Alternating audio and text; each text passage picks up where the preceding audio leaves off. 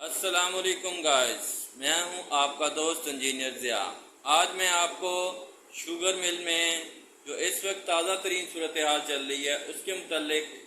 Guide करूंगा। और आपको लास्ट वीडियो में मैंने बताया था कि इस वक्त शुगर मिल में जो चीनी का स्टॉक है वो तकरीबन तमाम शुगर मिलों में मौजूद है। और मैंने आपको बताया था कि हमारे मुल्क को असल में कितनी चीनी की ज़रूरत है और हमारे पास कितना इजाफी स्टॉक पड़ा है जो कि हमारे आने वाले नेक्स्ट सीज़न 2022 और 23 को हिट कर सकता है और इसको एक टारगेट बना सकता है, या आप कह रहे हैं इसके लिए हार्मफुल कह सकते हैं, या आप कहते हैं इसको नुकसानदेह साबित हो सकता है। लिहाजा आज मैं आपको ये बताऊंगा कि हमारे मुल्क में एक्चुअली शुगर केन जो गन्ना है वो कैसे कैसे मतलब प्रोड्यूस होता है और कितनी कितनी मिकदार में प्रोड्यूस होता है। हम 1947 में अगर देखें तो हमारे मुल्क में गन्ने की पैदावार तकरीबन 12.94 मिलियन टन थी, जो कि इंक्रीज़ होकर अब 2021-22 में गन्ने की ये पैदावार इंक्रीज़ होकर 86 मिलियन टन तक चली गई है, जिससे शुगर जो हमारी चीनी प्रोड्यूस होती है उसकी भी इसी हिसाब से जो है वो क्वांटिटी में इजाफा हुआ है। लिहाजा अभी जो कि सीज़न 2022 और 23 के लिए शुगर मिलें अभी अपना काम जारी रखे हुए हैं। शुगर मिलों में जो रिपेयर मेंटेनेंस मॉडिफिकेशन BMR और ये सारा काम और जो उनकी मेंटेनेंस हो रही है, या जो न्यू मशीनरीज लोग लगा रहे हैं या जो शुगर मिल मालकान लगा रहे हैं, तो वो काम अभी जारी है और इस पर बहुत तेज़ी से वर्किंग हो रही है। क्योंकि बाकी तो हमारे पास एक महीना रह गया है अक्टूबर का, और क्योंकि नवंबर में कोई भी डेट अनाउंस हो सकती है जिसमें बताया जा सकता है कि अब शुगर मिलें जो हैं वो चलाएं। क्योंकि इस वक्त जो हमारा ज़िम्मेदार तबका है वो काफ़ी परेशान है, क्योंकि हालिया जो एक तो बारिशों की वजह से गन्ने को बहुत नुकसान पहुंचा है, उस वजह से ज़िम्मेदार कुछ परेशान है, और दूसरा रेट की वजह से भी बहुत ज़्यादा परेशान है। क्योंकि अभी जो 15 सितंबर में हमारे जो केन कमिश्नर साहब ने एक मीटिंग बुलाई थी, इजलास बुलाया था, जिसमें मुख्तलिफ डिपार्टमेंट्स के लोगों ने भी शिरकत की थी। इसमें हमारे पास जो मालूमात हमें मिली थी उसके मुताबिक जो पंजाब में है वो गन्ने का रेट 275 रुपये पर मन के हिसाब से जो किया गया है, फिक्स किया गया है, और जो सिंध में है जो 300 रुपये पर मन के हिसाब से फिक्स किया गया। मगर ये रेट पे अभी तक कुछ लोगों ने इत्तेफाक नहीं किया, या हतमी आप कह लें कि अभी इस पर फैसला नहीं हुआ। इस सिलसिले में 1 अक्टूबर को एक और इजलास होगा जिसमें कि कोई फैसला किया जाएगा कि गन्ने का रेट ज़्यादा किया जाए या इसी पे इत्तेफाक कर लिया जाए। क्योंकि ज़िम्मेदार तबकान का ये कहना है कि अगर हम 1 एकड़ को भी तैयार करते हैं तो उसके लिए हमारे पास गन्ना बीजने और बीजने से एंड के मराहल तक और इसे शुगर मिल तक पहुंचाने तक हमारे पास उसकी बहुत ज़्यादा खर्चे की लागत आती है, जिसमें हम गन्ने को बीजते हैं, उसको बीज की खरीदारी करते हैं, हम अपनी पहले ज़मीन को बनाते हैं और फिर उसमें गन्ना बीजते हैं। बीजने के लिए जो हमें लेबर हायर करनी पड़ती है उसको भी खर्चा देना पड़ता है। उसके बाद हम इसको पानी देते हैं, उसका भी हमें खर्चा देना पड़ता है। और उसके अलावा जो हम इसको स्प्रे वगैरह करते हैं, क्योंकि जो जैसे जैसे ये हालात मौसमी हालात चेंज होते हैं, जैसा कि आप देखें कि अभी जो बारिशें हुई हैं, हालिया बारिशों से कोई नए नए इंसेक्ट्स पैदा हुए हैं, नए नए ऐसे इंसेक्ट्स या आप उसको कह लें कि नए नए ऐसे छोटे छोटे जानवर जो सुंडियाँ या कीड़े मकोड़े या ऐसे पैदा हुए हैं जो कि गन्ने की फसल को नुकसान दे रहे हैं। क्योंकि गन्ने की जो गन्ना है वो अपनी कुछ ना कुछ उसने बढ़ोतरी कर ली थी और गन्ने का कुछ ना कुछ लंबाई हो गई थी, जिसकी वजह से इन हालिया मुसलसल बारिशों की वजह से एक आप कह लें कि 15-16 बारिशें ये इस तरह से मुसलसल ही कंटिन्यू होती रही हैं, जिसकी वजह से गन्ना जो है वो नीचे गिर गया था। नीचे गिरने की वजह से इंसेक्ट्स और दूसरी चीज़ों ने उस पे हमला कर दिया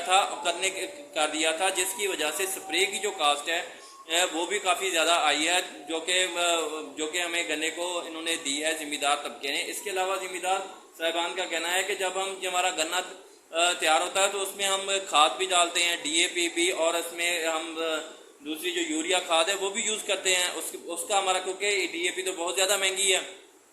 लिहाजा उसका भी बहुत ज़्यादा खर्चा है। फिर इसके बाद वो कहते हैं जब हम इसके हमारा तैयार होता है, हमने शुगर मिल को भेजना होता है, उसके लिए जो हम लेबर लेते हैं वो लेबर जो है उसकी 30 रुपये पर मन के हिसाब से चलाई करती है। उसके अलावा अगर आप देखें कि वो कहते हैं ट्रांसपोर्टेशन अगर को देखें तो हमारे पास जो ट्रालियाँ हैं, ट्रालियों वाले जो हैं ड्राइवर्स, वो एक तो वहाँ पे मिलों में ले जाने का खर्चा लेते हैं, اور دوسرا اس کے علاوہ وہ ہم سے کھانے کے وہ بھی چارجز کرتے ہیں اور اینڈ میں، اور وہ اپنے وہ وہاں سے سارے چارجز مل سے ہی لے لیتے ہیں، جس کی وجہ سے اگر ہم گنے کا ریٹ 270-75 تک اگر فکس کرتے ہیں پنجاب میں، یہ تو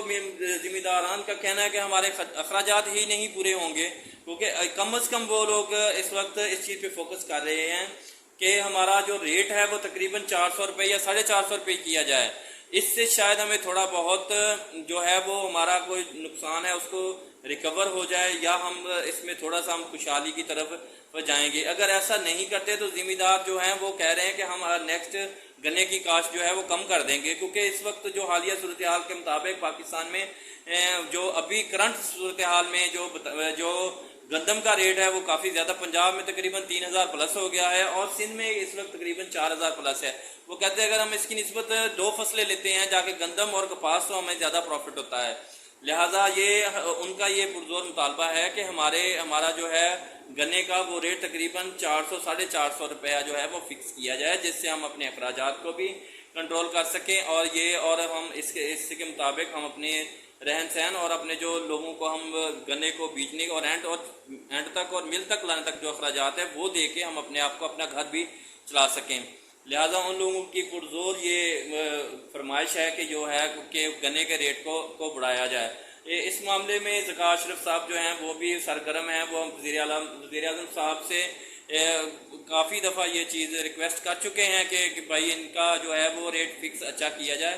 کیونکہ شوگر ملیں ابھی چلنے والی ہیں، یہ طبقہ بہت زیادہ پریشان ہے۔ ایک تو بارشوں کی وجہ سے کپاس کی فصل کو بہت زیادہ نقصان ہوا ہے، جیسا کہ آپ لوگ سب جانتے ہیں کہ مسلسل بارشیں ہوئی ہیں، اور یہ کافی عرصے کے بعد، میرا نہیں خیال کہ 1970-75 کے بعد یہ اتنی زیادہ بارشیں ہوئی ہوں، کیونکہ اب جا کے کہیں یہ اس طرح سے بارشیں ہوئی ہیں جس کی وجہ سے فصل کو بہت زیادہ نقصان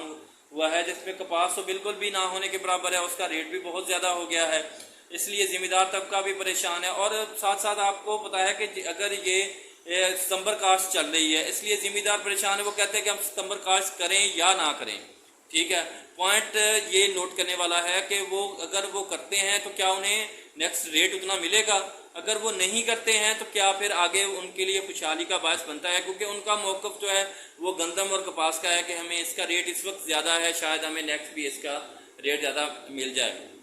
تو لہٰذا میری سب بھائیوں سے یہ پرزور طریقے سے گزارش ہے کہ بھائی آپ پریشان نہ ہو، انشاءاللہ اس کا کوئی نہ کوئی سلوشن ہوگا، کچھ نہ کچھ اس کا حل ہوگا، کیونکہ حکومت پاکستان اس کے آپ کے متعلق بہت اچھے فیصلے کرے گی، کیونکہ ہمارا جو پاکستان مل ایسوسی ایشن کے چیئرمین صاحب ہیں ذکا اشرف صاحب، وہ بھی اس میں لگے ہوئے ہیں کہ یہ ہمارے مسائل حل ہوں، اور دوسرا جو چینی ہے وہ ابراڈ جو کنٹریز میں ہے وہ سیل ہو، جس سے ملک کی اکانومی میں اضافہ ہو اور ہمارا ملک ترقی کرے۔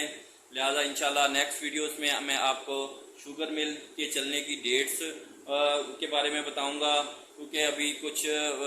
اس بارے میں افواہیں آ رہی ہیں کہ شوگر ملز کی کوئی ڈیٹ دینی چاہیے، کیونکہ ذمہ دار طبقان کہہ رہے ہیں کہ